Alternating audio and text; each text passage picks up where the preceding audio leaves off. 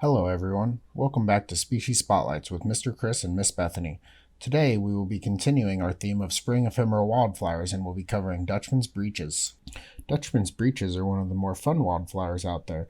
They get their name because they resemble a pair of breeches or breeches hanging upside down.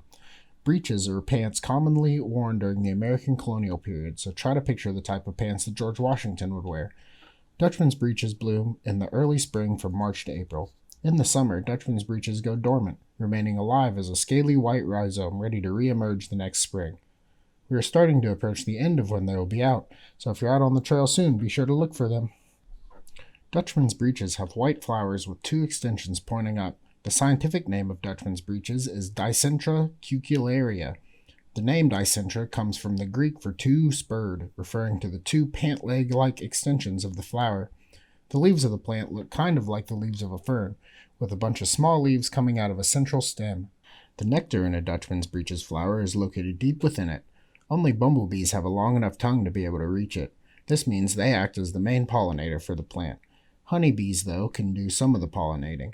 When they reach in to try to get the nectar, some of the pollen can get stuck on their front feet. Other insects, though, sometimes steal the nectar from the flower by chewing a hole in its side.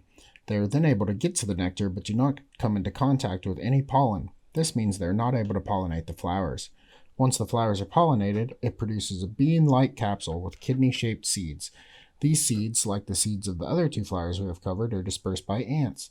Does anyone remember the other two wildflowers we have gone over? They were the bloodroot and the trillium. Dutchman's breeches has a couple other common names associated with some of the other properties of the plant. One common name of Dutchman's breeches and a closely related species called squirrelcorn is boys and girls. This comes from the fact that the two species often co-occur. Squirrelcorn has pinkish flowers and kinda looks like an upside-down dress, while Dutchman's breeches resembles a pair of white pants. Another name sometimes used for Dutchman's breeches is staggerweed. It gets this name from the fact that livestock that graze on it sometimes begin to stagger as they walk, almost as if they have drunk too much. This behavior is due to toxins that are produced by the plant. These toxins are similar to those produced in poppy plants. If the livestock graze too much on Dutchman's breeches, they sometimes die. These chemicals are also toxic to humans, so Dutchman's breeches should not be used as an herbal medicine. Ingesting Dutchman's breeches can depress your central nervous system and cause paralysis and tremors, sometimes leading to death. When you see Dutchman's breeches while you're out in the forest, you should leave them alone. Not only because of the toxins in the plant, but also because the flower will wilt almost immediately upon picking them. This means that even if you think they might make a pretty addition to a bouquet for your mom, they will not look very good when they are picked. As with the other flowers we've talked about, it is best if you enjoy them without disturbing them.